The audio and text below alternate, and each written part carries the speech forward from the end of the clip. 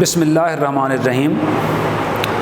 جماعت نہم کے عزیز طلبہ و طالبات، السلام علیکم۔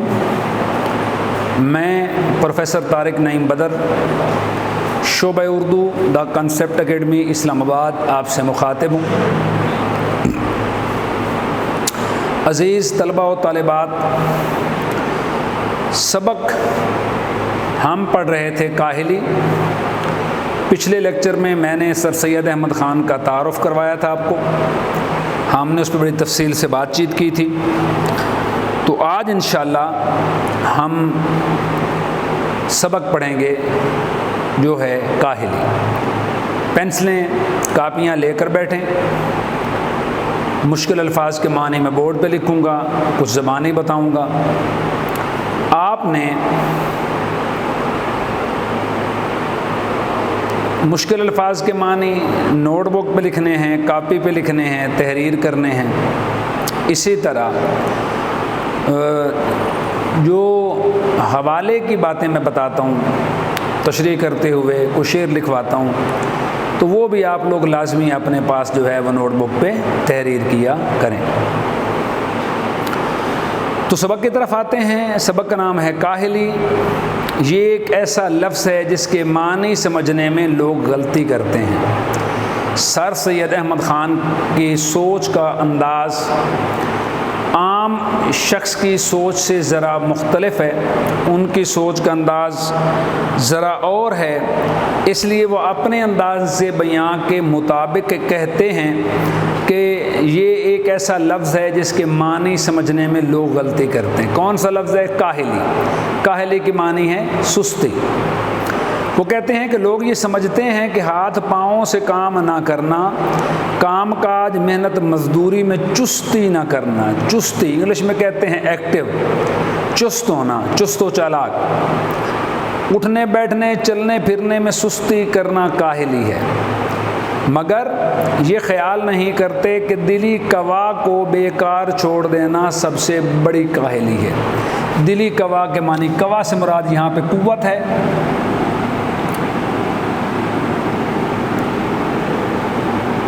طاقت بھی کہہ سکتے ہیں، معنی دل کی طاقت یا دل کی قوت۔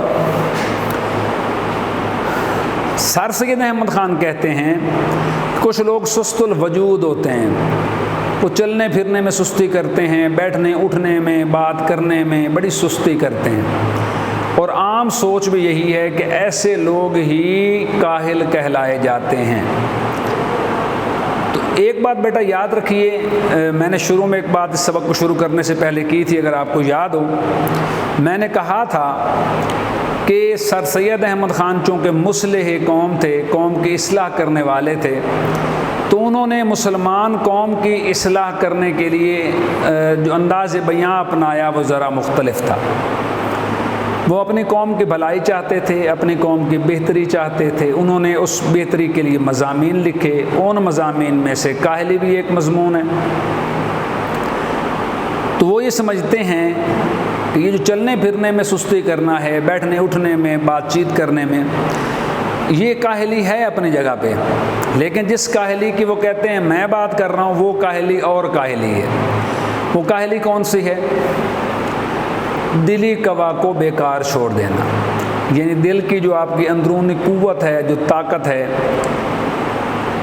جس کو ہم کہتے ہیں کہ دل سے کوئی کام کرنا، نیک نیتی سے کوئی کام کرنا، پوری لگن اور محنت سے کوئی کام کرنا، اسے کہتے ہیں دلی قوا، دلی قوت، دل کی طاقت سے پوری نیک نیتی اور پوری ہمت سے کام کرنا۔ تو سر سید احمد خان کہتے ہیں کہ جب لوگ دل سے ہار جاتے ہیں تو اصل ہار وہ ہوتی ہے، اور اصل کاہلی یہ سستی بھی وہ ہے جب آپ دل سے کوئی کام کرنے کو تیار نہیں ہوتے۔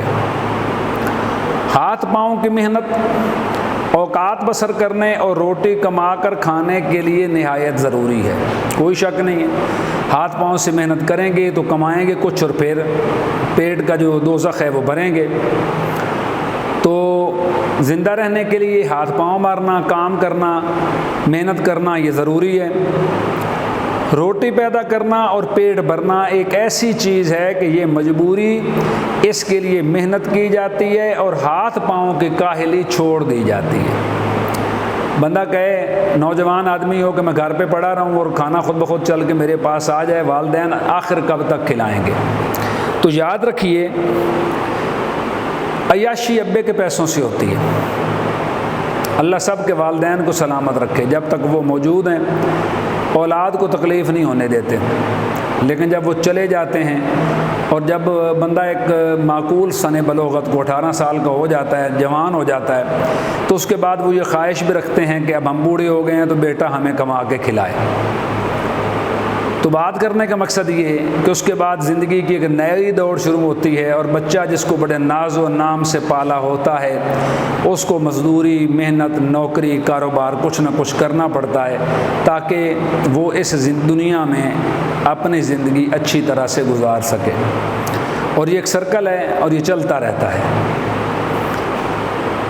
اسی لیے ہم دیکھتے ہیں کہ محنت مزدوری کرنے والے لوگ اور وہ جو کہ اپنی روزانہ محنت سے اپنی بسر اوقات کا سامان مہیا کرتے ہیں بہت کم کاہل ہوتے ہیں۔ سر سید کہتے ہیں کہ وہ لوگ جو روزی روٹی کا بندوبست صبح اٹھتے ہیں، نماز پڑھتے ہیں، تلاوت کلام حمید کرتے ہیں اور اس کے بعد رزق کی تلاش میں نکل کھڑے ہوتے ہیں، اللہ تعالیٰ نے سورہ جمعہ میں فرمایا ہے انسان رزق کا ذمہ دار میں ہوں، یرزق من یشاء بغیر حساب، ہم جسے چاہتے ہیں بے حساب رزق دیتے ہیں۔ سورہ جمعہ میں اللہ تعالیٰ فرماتے ہیں کہ اے انسان نماز پڑھو اور پھر میری زمین میں پھیل جاؤ اور میرا فضل تلاش کرو، لیکن یہ بات یاد رکھنا کہ رزق دینے والا میں ہوں، یعنی رزق دینے کی ذمہ داری میری ہے، لیکن تمہاری ذمہ داری یہ ہے کہ تم رزق تلاش کرو گے تو میں تمہیں رزق دوں گا۔ تو اس لیے سر سید کہتے ہیں کہ ہم دیکھتے ہیں عام طور پہ کہ جو لوگ ہیں وہ جو محنت مزدوری کرتے ہیں ہاتھ پاؤں سے، وہ بہت کم سست اور کاہل ہوتے ہیں، موٹے نہیں ہوتے اور ان میں چستی پائی جاتی ہے، وہ ایکٹیو ہوتے ہیں۔ محنت کرنا اور سخت کاموں میں ہر روز لگے رہنا گویا ان کی طبیعت ثانی ہو جاتی ہے، ثانی کے معنی دوسری۔ مگر جن لوگوں کو ان باتوں کی حاجت نہیں ہے وہ اپنے دلی قوا کو بیکار چھوڑ کر بڑے کاہل اور بالکل حیوان صفت ہو جاتے ہیں۔ جن کو ان باتوں کی حاجت نہیں، حاجت سے مراد ہے ضرورت، جو ان چیزوں کو حاجت یا ضرورت خیال نہیں کرتے،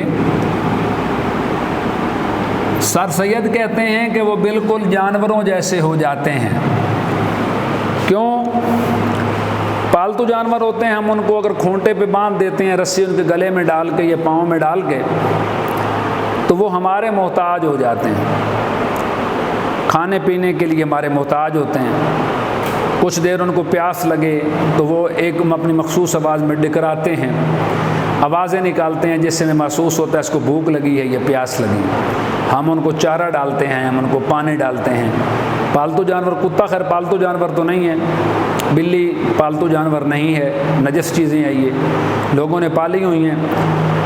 نبی کریم صلی اللہ علیہ وآلہ وسلم کا ارشاد مبارک ہے جس گھر میں کتا ہو اس گھر میں رحمت کا فرشتہ نہیں آتا۔ شیطان کے ناف سے پیدا کیا، کتا نجس چیز ہے۔ ہم نے آج سمبل بنا لیا ہے کہ ہم جو ہیں ہمارے گھر میں اگر اچھی نسل کا کوئی کتا ہوگا تو وہ ہمارے لیے ایک سمبل کی حیثیت رکھتا ہے، اسٹیٹس سمبل بنایا ہوا لوگوں نے۔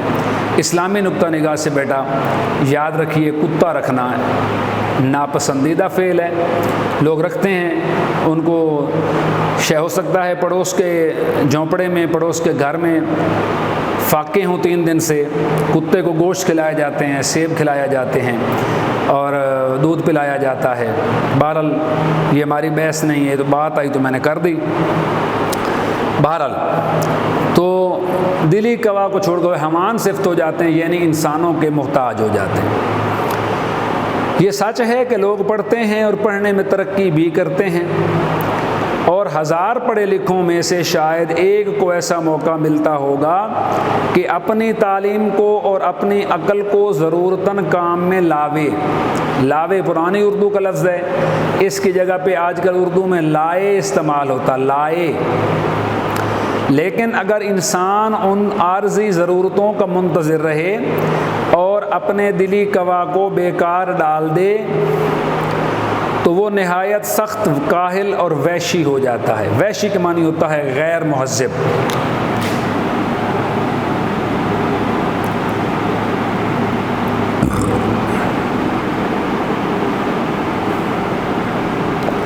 وہ غیر مہذب ہو جاتا ہے۔ پھر کیا ہوتا ہے؟ انسان بھی مثل اور حیوانوں کے ایک حیوان ہے۔ مثل کے معنی طرح، مثال سے ہے، کی طرح جو کہتے ہیں نا مثال دینا، یا مثلاً اس سے ہے۔ اور جب کہ اس کے دلی قوا کی تحریک سست ہو جاتی ہے اور کام میں نہیں لائی جاتی تو وہ اپنی حیوانی خصلت میں پڑ جاتا ہے۔ ایک عادت ہوتی ہے، ایک خصلت ہوتی ہے۔ عادت تبدیل کی جا سکتی ہے، خصلت تبدیل نہیں ہوتی، وہ فطرت کا حصہ بن جاتی ہے، اور جسمانی باتوں میں مشغول ہو جاتا ہے اور انسانی صفت کو کھو کر پورا حیوان بن جاتا ہے۔ بس ہر ایک انسان پر لازم ہے کہ اپنے اندرونی قوا کو زندہ رکھنے کی کوشش میں رہے اور ان کو بیکار نہ چھوڑے۔ بات کرنے کا بیٹا مقصد یہ کہ انسان کو چاہیے کہ وہ اپنے اندرونی قوا کو، قوا کے معنی قوت کو، طاقت کو، یعنی اپنی مرنا دو قسم کا ہوتا ہے۔ ایک وہ مرنا ہے جب انسان کی سانس نکل جاتی ہے، روح نکل جاتی ہے، انسان کا دل دھڑکنا بھول جاتا ہے تو کہتے ہیں میاں بندہ مر گیا۔ ایک مرنا تو یہ ہے جو جسمانی مرنا ہے۔ دوسرا روحانیت کا مرنا ہے، انسان اندر سے مر جاتا ہے، انسان اندر سے ہار جاتا ہے۔ تو یہ جو بات سر سید احمد خان کر رہے ہیں یہ اندر سے ہار جانے والی، اندر سے مر جانے والی بات ہے۔ ایک ایسے شخص کی حالت کو خیال کرو جس کی آمدنی اس کے اخراجات کو مناسب ہو اور اس کے حاصل کرنے میں اس کو چنداں محنت و مشقت نہ کرنی پڑے۔ چنداں کے معنی بالکل۔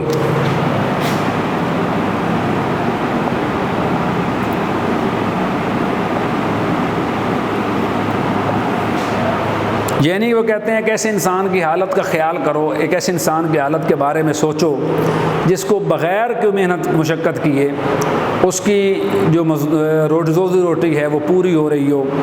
تو کہتے ہیں جیسا کہ ہمارے ہندوستان میں، یہ بات یاد رکھنی ہے، جس زمانے میں یہ مضمون لکھا گیا ابھی پاکستان قائم نہیں ہوا تھا، ملکیوں اور لاکھ راجداروں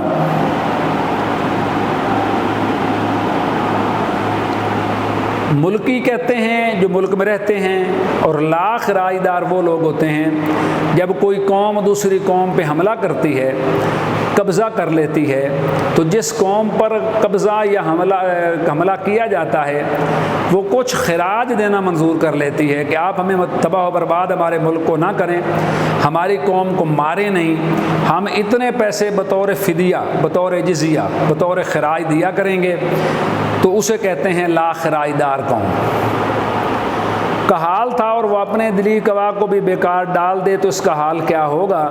یہی ہوگا کہ اس کے عام شوق وحشیانہ باتوں کی طرف مائل ہوتے جائیں گے۔ مائل کے معنی ہوتا ہے متوجہ ہونا۔ آپ توجہ کرنا بھی لکھ سکتے ہیں آسانی کے لیے، توجہ کرنا یا متوجہ ہونا۔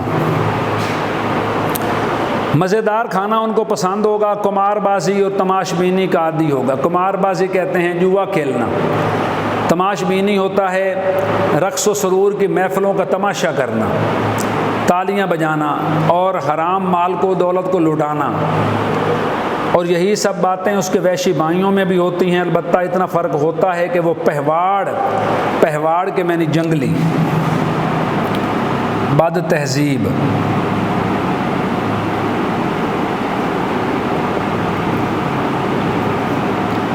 غیر مہذب،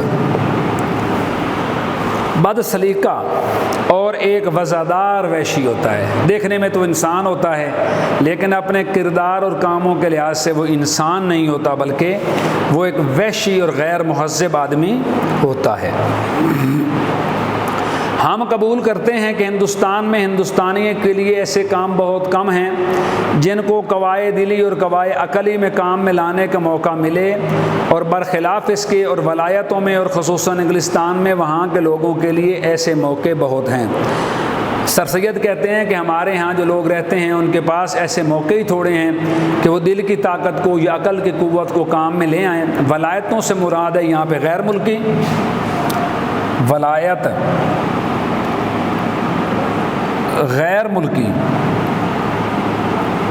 ولایتی، یہاں عام طور پہ مراد ہم جو ہماری عام جو زبان ہے، ہمارا جو عام انداز بیاں ہے، اس میں ولایت سے مراد برطانیہ لیا جاتا ہے، انگلینڈ لیا جاتا ہے، انگلستان لیا جاتا ہے۔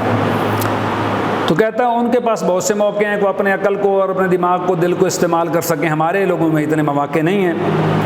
اور اس میں بھی کچھ شک نہیں کہ اگر انگریزوں کو بھی کوشش اور محنت کی ضرورت اور اس کا شوق نہ رہے جیسا کہ اب ہے، تو وہ بھی جلد وحشت پنے کی حالت کو پہنچ جائیں گے۔ مانی انگریز قابض ہو گیا، تقریباً دنیا پہ اس کا قبضہ تھا اس وقت، تو کہا یہ ان کی محنت اور کوشش کی وجہ سے ہے۔ وہ بھی اگر محنت اور کوشش کرنا چھوڑ دیں، وہ بھی ہماری طرح وحشی اور غیر مہذب ہو جائیں۔ اور اس کی کہتا ہے مگر ہم اپنے ہم وطنوں سے یہ کہتے ہیں کہ ہمارے ملک میں جو ہم کو اپنے قوائے دلی اور قوت عقلی کو کام میں لانے کا موقع نہیں رہا، تو اس کا سبب بھی یہی ہے کہ ہم نے کاہلی اختیار کی ہے، یعنی اپنے دلی قوا کو بیکار چھوڑ دیا ہے۔ اگر ہم کو قوائے قلبی، قلب کے معنی دل، قوائے کے معنی قوت، اور قوائے عقلی کے کام میں لانے کا موقع نہیں ہے، تو ہم کو اس کی فکر اور کوشش کرنی چاہیے۔ نصیحت کرتے ہوئے سر سید کہتے ہیں کہ اگر ہم ان ساری چیزوں سے ماورا ہو گئے ہیں، ہم نے وہ چیزیں چھوڑ دی ہیں، قوت عقلی اور دل کو کام میں لانا چھوڑ دیا ہے، تو ہمیں چاہیے کہ ہم اس کی فکر و کوشش دوبارہ سے کریں کہ وہ موقع ہمیں کیوں کر حاصل ہو ترقی والا۔ اگر اس کو حاصل کرنے میں ہمارا کچھ قصور ہے تو اس کی فکر اور کوشش کرنی چاہیے کہ وہ قصور کیوں کر رفع ہو۔ رفع ہو سے مراد ہے یہاں پہ ختم ہونا، دور ہو جانا۔ رفع کے معنی ختم ہونا یا دور ہونا۔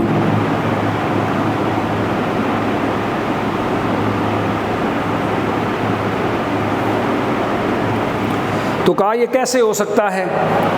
اگر اس کے حاصل کرنے میں ہمارا کچھ قصور ہے تو یہ ہو گیا، غرض کہ کسی شخص کے دل کو بیکار پڑا رہنا نہ چاہیے، کسی نہ کسی بات کی فکر و کوشش میں مصروف رہنا لازم ہے تاکہ ہم کو اپنے تمام ضروریات کے انجام کرنے کی فکر اور مستعدی رہے۔